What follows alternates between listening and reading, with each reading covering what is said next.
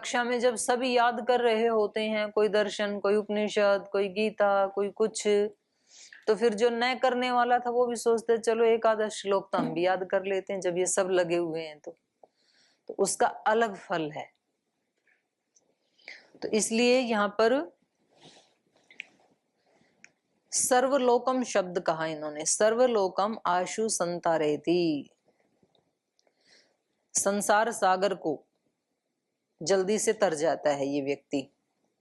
संकल्पितार्थ प्रदमादि काव्यम, संकल्पितार्थ जिसने संकल्प किया है, संकल्पितार्थ प्रदम आदि काव्यम, जो हमारे संकल्प का प्रयोजन है, मनोवांछित जो फल हम पाना चाहते हैं उसको, संकल्पितार्थ प्रदम, हमारे चाहे हुए चीज को, जिसका हमने संकल्प किया उस वस्तु को, संकल्पितार्थम, संकल्प का अर्थ, किसी चीज के लिए हम संकल्प करते हैं और फिर वो वस्तु हमें मिल जाए, तो संकल्प और संकल्प का अर्थ, संकल्पितार्थ प्रदम, संकल्पित अर्थ को देने वाला है, आदि काव्यम, और ये काव्य के रूप में आदि काव्य है रामायण, उससे पहले कोई काव्य नहीं है, तो इसलिए इसको आदि काव्य कहा। उसको क्रौंच पक्षी को मारा था ना बाण किसी शिकारी ने, तो सहसा इनके मुख से जो शब्द निकले वो कैसे थे, पद्यात्मक थे, छंदात्मक थे, काव्यात्मक थे, इसलिए इसको आदि काव्य कहा जाता है। श्रुत्वा च रामस्य पदम प्रयाति, रामस्य पदम प्रयाति, यहां राम का मतलब है परब्रह्म, राम का मतलब यहाँ दशरथ नंदन नहीं है। ऐसे इस महाकाव्य को, ऐसे इस आदि काव्य को श्रुत्वा सुन करके ये साधक रामस्य पदम प्रयाति, उस परम पद को प्राप्त कर लेता है। तो राम का मतलब क्या है यहाँ, रमो क्रीडायाम रम उपरमे, जो इस समस्त ब्रह्मांड में क्रीड़ा कर रहा है वो राम है, और जो इस सब से उपरम है वो राम है। तो यहाँ राम का मतलब है परब्रह्म। इसको सुन करके मतलब वैसा आचरण भी करके, ये हर जगह लगेगी ये बात।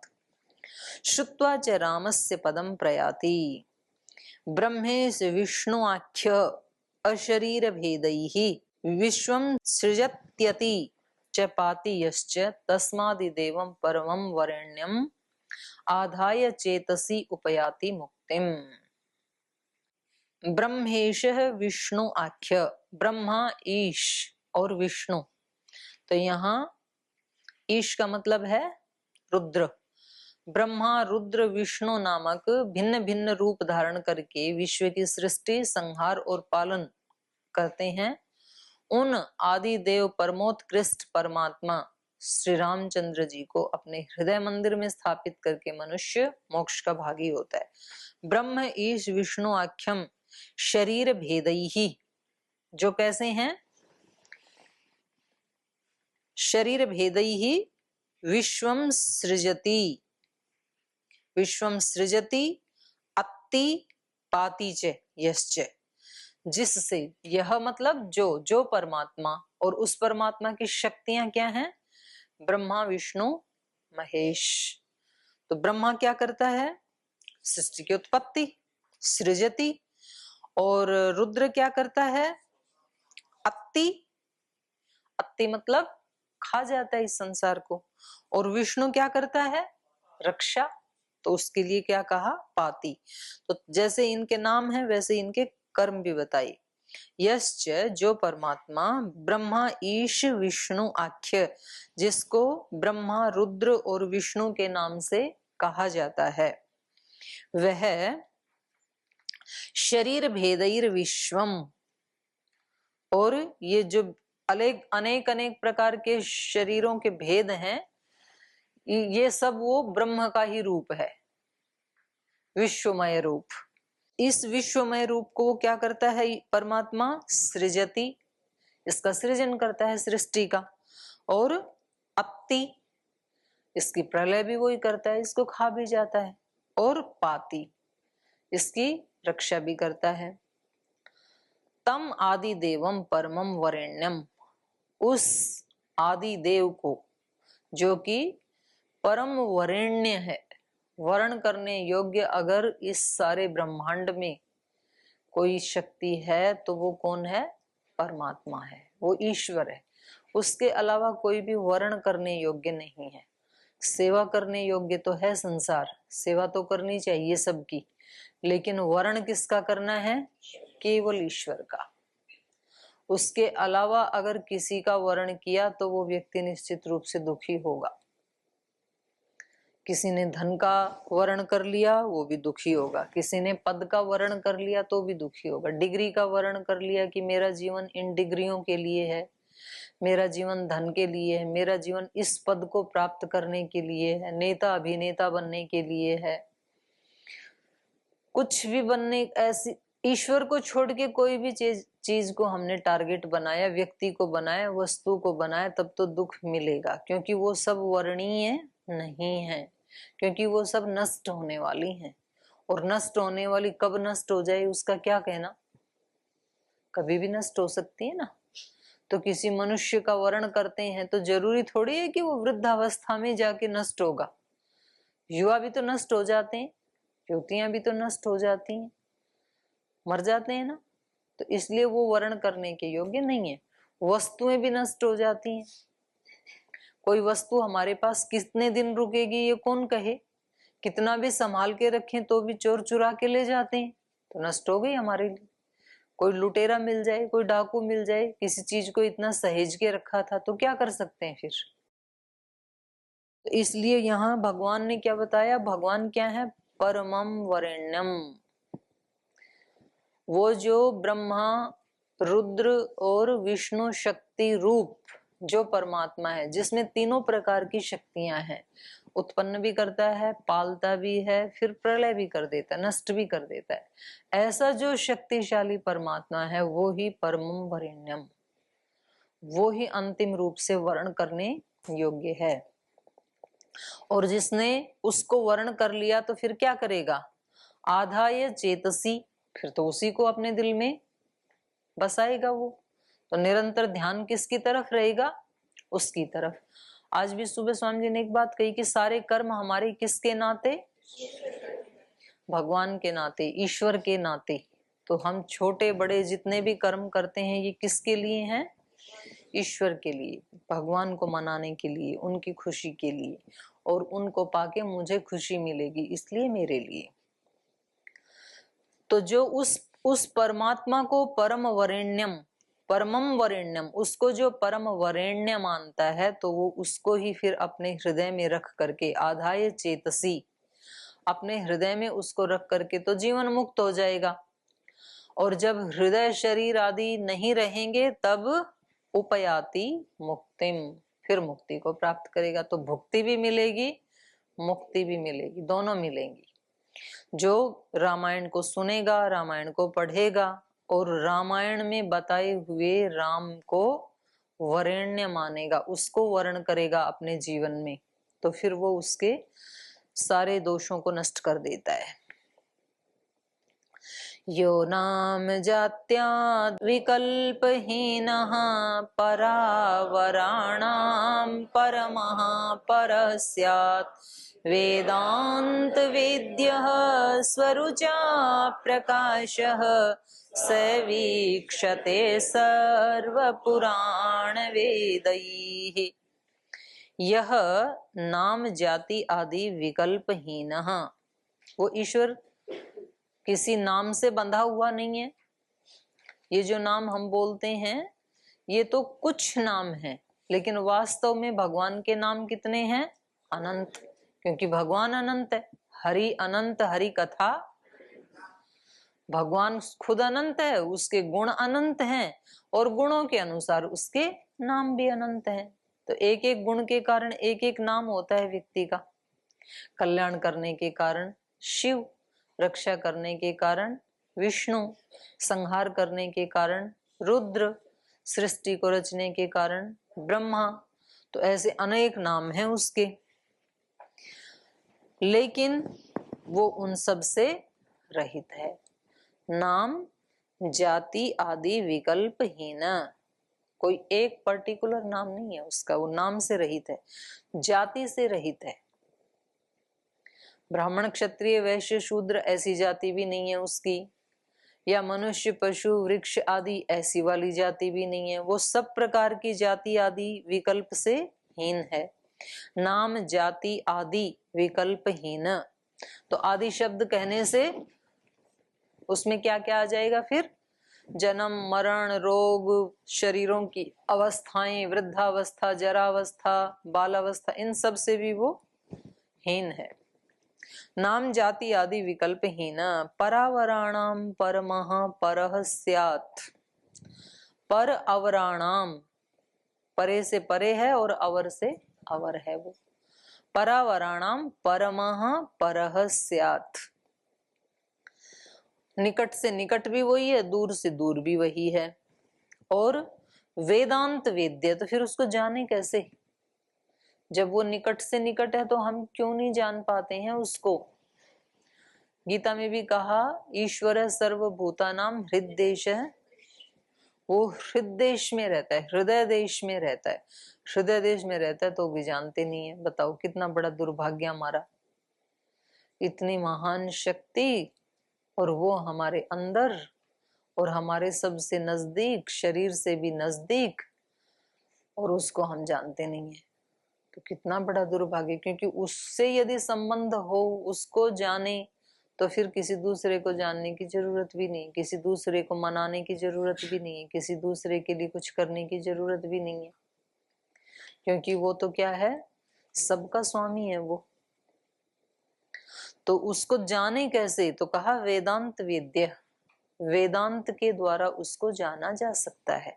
वेदांत का सार क्या है? वेदांत क्या कहता है? वेदांत कहता है दूसरा है ही नहीं कुछ।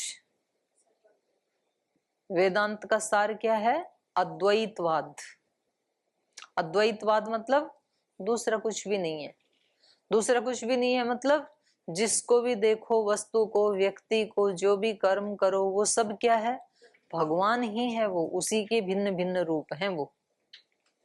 प्रीति करने वाला भी भगवान ही है, डांटने वाला भी भगवान ही है, दंड देने वाला भी भगवान ही है, पुरस्कार देने वाला भी भगवान ही है।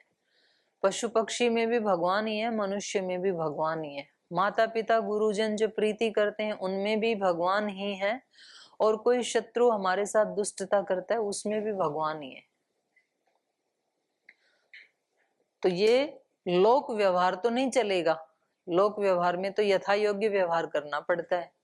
लेकिन किसी को अद्वैत की स्थिति को साधना है, यदि उसको पाना है, तो फिर उसके लिए तो संसार को तो रिजेक्ट करना पड़ता है ना। संसार के रूल कानून कायदे फिर उसके लिए वो फिर पाल नहीं सकता है, तो उसको छोड़ने पड़ते हैं फिर। तो उसको सब जगह वो ही दिखता है फिर, क्योंकि उसको पाने के लिए शरीर को छोड़ना पड़ेगा ना। शरीर को छोड़ना पड़ेगा मतलब शरीर भाव को छोड़ना पड़ेगा। शरीर में तो रहेगा लेकिन शरीर भाव में नहीं रहेगा, आत्म भाव में रहेगा। और आत्म भाव में रहेगा मतलब इसके साथ साथ ही परमात्मा भाव में रहेगा, कि मेरा भी परमात्मा से अलग कोई अस्तित्व नहीं है, मैं भी उसी का ही एक अंश हूं। और ये सारी सृष्टि भी तो खुद में भी उसी को देखेगा, दूसरों में भी उसी को देखेगा। तो इसलिए कहा वेदांत वेद्य, वह वेदांत के द्वारा जानने योग्य है। स्वरुचा प्रकाश, अपने ही प्रकाश से प्रकाशित है। रुच दीप्तौ, उसकी दीप्ति कैसी है? स्वरुचा, अपनी ही दीप्ति से दीप्त है वो। स्वरुचा प्रकाश, अपनी ही दीप्ति से प्रकाशित होने वाला है वो परमात्मा। स वीक्षते सर्व पुराण वेदैहि, सर्व पुराण वेदैहि, सारे धर्म ग्रंथ जो हैं, दर्शन उपनिषद पुराण और सारे वेद, वो सब क्या कर रहे हैं? उसी को ढूंढ रहे हैं। स वीक्षते वो ढूंढा जाता है, किनके द्वारा? सर्व पुराण वेदैहि, सब पुराण वेद आदि के द्वारा। पुराण वेद आदि का मतलब जितने भी आध्यात्मिक ग्रंथ हैं उन सब के द्वारा वही ढूंढा जा रहा है, सब उसी को ढूंढते हैं। सारे जो धर्म ग्रंथ हैं वो सब कोई ना कोई साधना की पद्धति बताते हैं। वो कहते हैं कि ऐसे चलो और आप उसको पालोगे। न्याय दर्शन कहता है 16 पदार्थों को तत्व रूप से जान लो, निश्रेयस की प्राप्ति हो जाएगी। वैशेषिक कहता है 6 पदार्थों को ठीक से जान लो, उनका तत्व जान कर लो, तुम्हें निश्रेयस की प्राप्ति हो जाएगी। योग दर्शन कहता है चित्त की वृत्तियों का निरोध कर दो, समाधि लग जाएगी, उसको पालोगे। तो ये सारे के सारे, गीता कहती है समता में टिक जाओ तो आप योगस्थ हो जाओगे, उसको पालोगे। तो सारे के सारे ग्रंथ हैं सर्व पुराण वेदैहि स वीक्षते, वही जाना जाता है इन सब के द्वारा।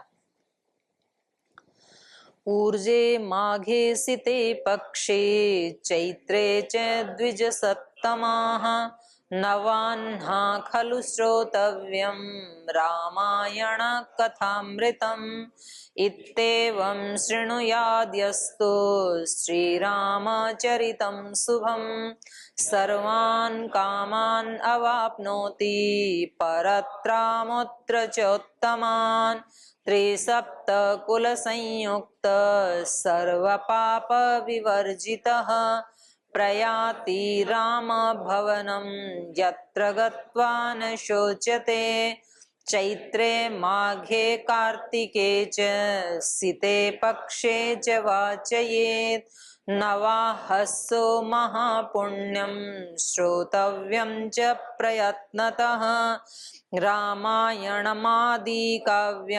स्वर्गमोक्षप्रदायकम् तस्मात् घोरे कलियुगे सर्वधर्म बहिष्कृते। ऊर्जे माघे सिते पक्षे चैत्रे च द्विजसत्तमाः, हे द्विजों में श्रेष्ठ उत्कृष्ट विप्रो द्विजसत्तमाः ऊर्जे माघे सिते पक्षे, माघ मास में, और ऊर्जे का मतलब क्या है इन्होंने कार्तिक में, कार्तिक और माघ मास में, सिते पक्षे शुक्ल पक्ष में, चैत्रे च और चैत्र मास में, 3 महीने में रामायण सुननी चाहिए।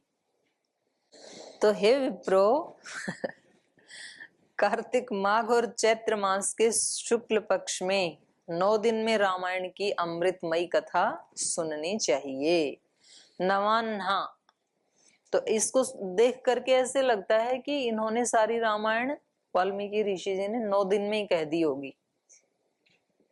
इसको देख के ऐसे लगता है 9 दिन सुननी चाहिए, मतलब उन्होंने 9 दिन में कही होगी, तब तो 9 दिन में सुनेंगे सुनने वाले।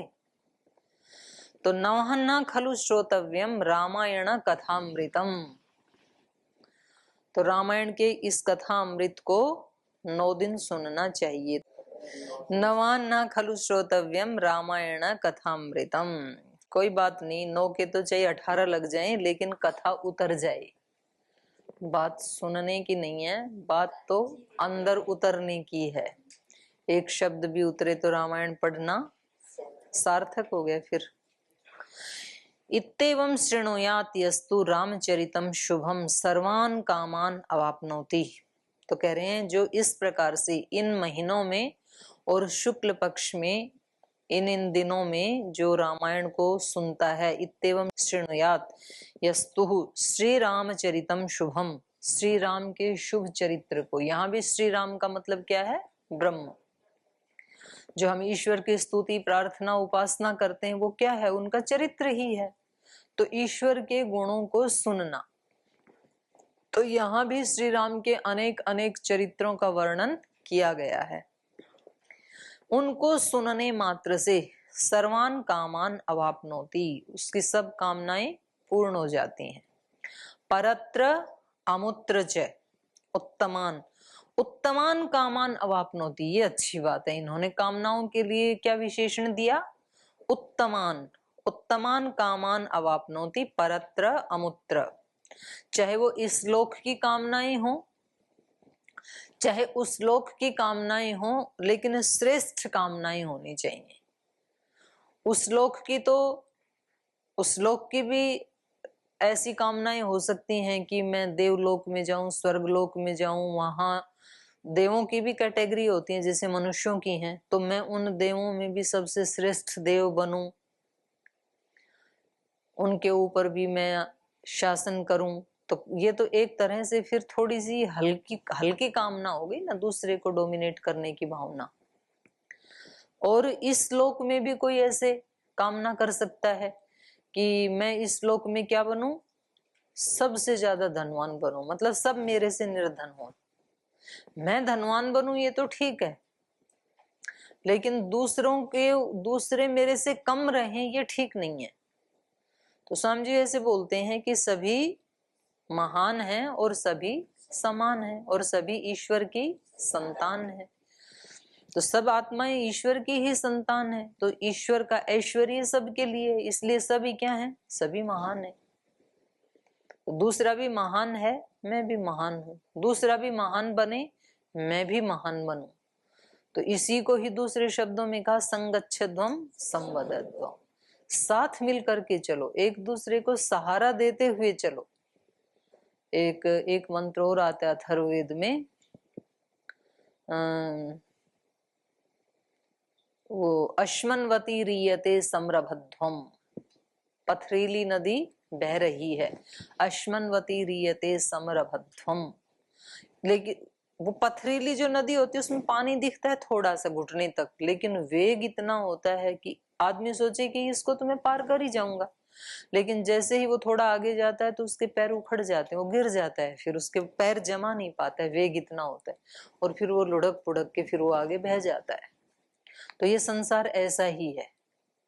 व्यक्ति सोचता तो यही है कि क्या है, मैं तो बहुत संभल संभल के चलूंगा, अगर मैं इस मार्ग में जाऊंगा तो मैं वहां गुरुकुल में जाऊंगा, ध्यान लगाऊंगा, वेद दर्शन उपनिषद रामायण आदि शास्त्र पढ़ूंगा, समाधि लगेगी और मैं ईश्वर को पा जाऊंगा। और उस मार्ग में चलता है तो उसको लगता है कि नौकरी आदि करूंगा, पढ़ाई करूंगा, डिग्री लूंगा, शादी करूंगा, बच्चे होंगे, घर बसाऊंगा, सबके साथ ऐसे ऐसे प्रीति पूर्वक व्यवहार करूंगा और मैं ईश्वर को पा जाऊंगा। तो संसार देखने में तो ऐसे ही लगता है कि थोड़ा सा पानी है, लेकिन इसका वेग ऐसा है कि यहाँ तो पंजे उखड़ जाते हैं दोनों की। पंजे समझते हो ना, पैर उखाड़ देती है ये। तो इसको पार करने का तरीका क्या है फिर, पथरीली नदी को पार करने का तरीका ये, हाथ पकड़ के चलो। तो 5, 10, 15 लोग उसको हाथ पकड़ के जाएंगे, तो जब एक गिरने लगेगा तो दूसरा थामेगा, तो सबकी शक्ति मिलकर के पार कर जाएंगे उसको, अकेले नहीं कर पाएंगे।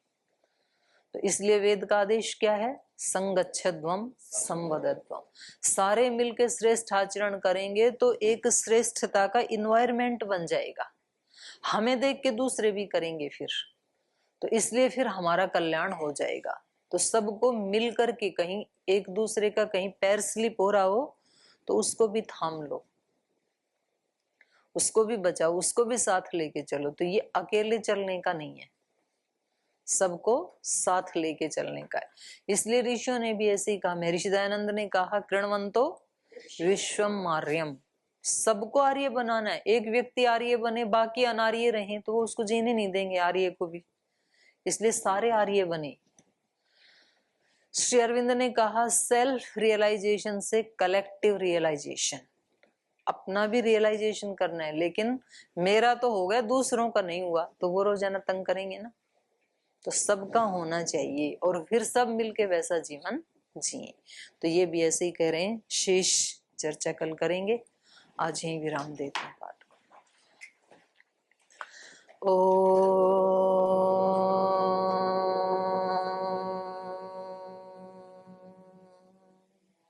शांति शांति शांति ही। श्री गुरुभ्यो नमः। हरि के नाते से सब नाते, इससे सभी सुहाते। हरि के नाते से सब नाते, इससे सभी सुहाते।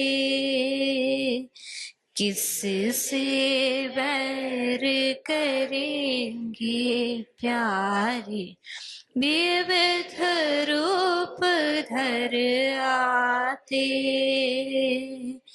किससे बैर करेंगे प्यारे, विविध रूप धर आते।